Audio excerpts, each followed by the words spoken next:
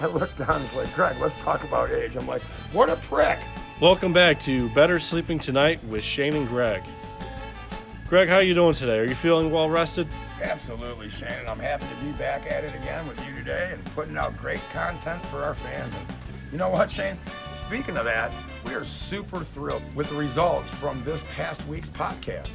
Let's wrap up last week's episode a little bit. What happened on Facebook for us? Well, Shane, our debut episode was watched over 250 times, and honestly, I don't think that's bad by any means. How do you feel about it, Shane? Yeah, and I don't either. Our push to 100 likes is still going. We do want to make sure that if you like our content, to have you hit that thumbs up on our page, and that way we can answer more of your questions. So, Shane, are you saying that we can't give away a free pillow yet? Unfortunately, no, but we will keep our promise. Well, Shane, you know what's good about that is anybody that's met us knows that our word is our bond, and we will keep our promise. We want to give you that free pillow. So, guys, hit that thumbs up button. Well, Shane, you know, if they haven't already, come join us on our Facebook page. We would love to interact with all of our guests and anybody that has any sleep-related questions. So, Greg, are we giving away a free pillow to anyone yet? No, not yet, Shane, but hey, we are inching closer to 100 likes, and once we have 100, we will announce the winner here on the show. So, Greg, let's get into microclimate technology and sheets. Let's start off with microclimate. What is it, and why is it so important? Well, Shane, this is the climate that is directly around you while you sleep, under your sheets or however you choose to sleep. So, if you sleep on a mattress with nothing on it at all, is there still a microclimate? Yes, and as we know, you never want to sleep on just the mattress with no protector or sheets. Before I got into this business, I never knew much about sheets, Greg. I used to sleep on jersey knit or flannel sheets, and I just bought whatever they had at Myers on sale.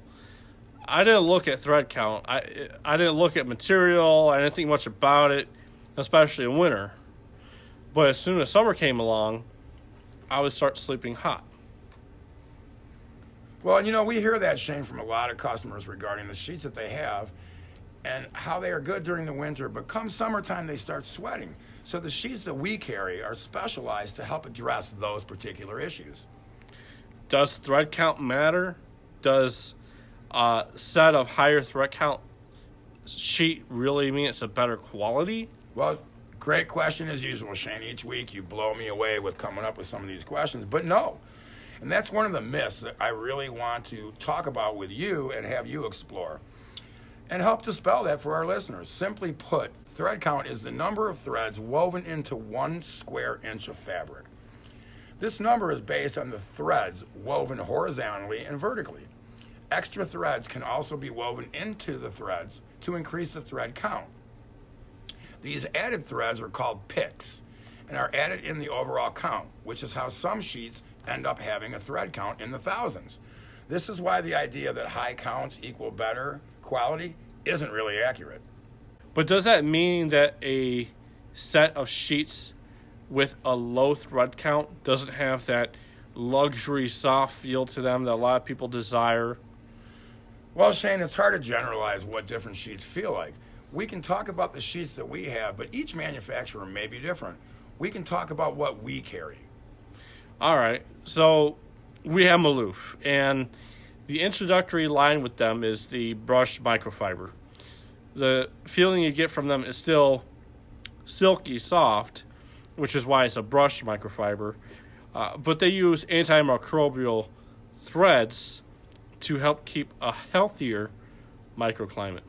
Well, Shannon, a healthy microclimate is very important. They also carry a 3-year manufacturer's warranty, unheard of in microfiber sheets. But we also have them with a rayon from bamboo, and those are the most popular sheets that we carry. So what makes a rayon from bamboo sheet set popular? Well, one of the most important things about a rayon bamboo sheet set is it's very, very good for people with skin sensitivity. It's temperature regulating, it's moisture wicking, hypoallergenic, it's breathable, it's eco-friendly, it's a natural fiber. And to me, those are all things that are very, very important. Yeah, let's talk about the depth of those sheets. Those depths It fits anywhere from a 6-inch mattress, which is, unusually thin, but hey, it's out there, and it goes all the way up to a 22-inch, which again, we carry some pretty thick mattresses here at our store, don't we, Greg? We do. Our mattresses have gotten thicker over the years due to the comfort layers and foam that we talked about on the last podcast. Let's talk about the bottom part of the sheet. Don't you hate it when you put a new set of sheets on there and they look great everywhere except for the side? Well, the beauty of woven sheets is anybody that's ever put a flat sheet on a bed realizes you have to get on that bed and stretch that last corner.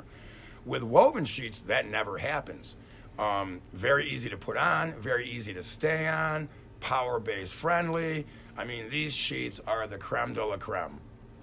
Well, and let's not forget that we also have the Tencel sheets, and those are very similar in a lot of ways to the bamboo, the rayon from bamboo sheets.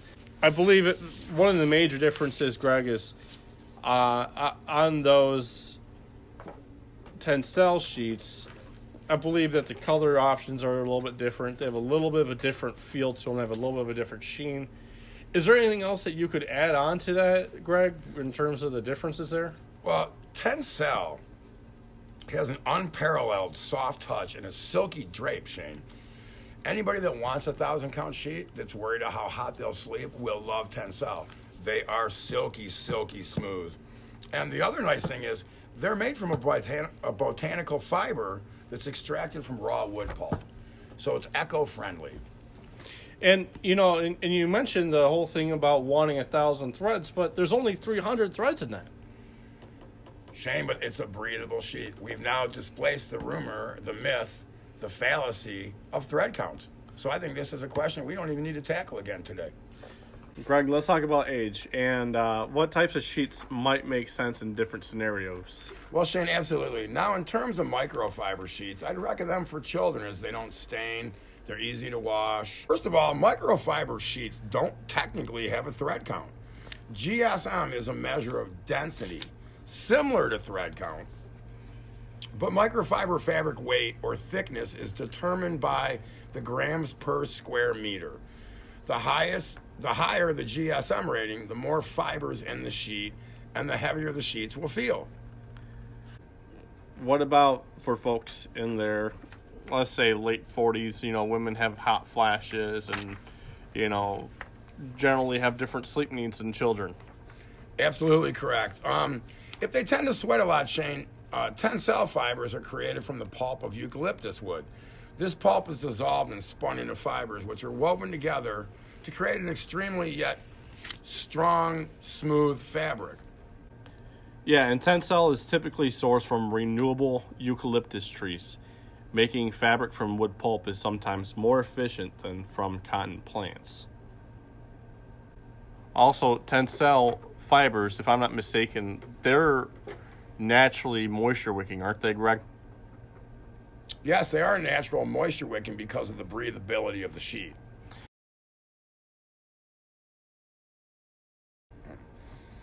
So, Shane, last week we ran a poll, and we weren't really sure what to expect. We got back 6 votes. So we need to do a poll that might apply to more people. What we did learn is that not everyone has a true hybrid, which is why conventional style mattresses are still around.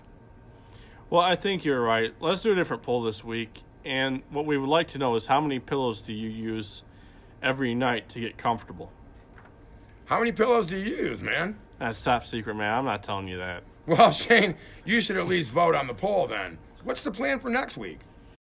You know what, Greg? For next week, what I think we should talk about is pillows and different types of pillows and different fills that manufacturers use in their pillows and even the different types of covers and how they all work together in making a complete bed for your entire body. And, from there, maybe we'll go into our conversation about mattress protectors that we wanted to have this week.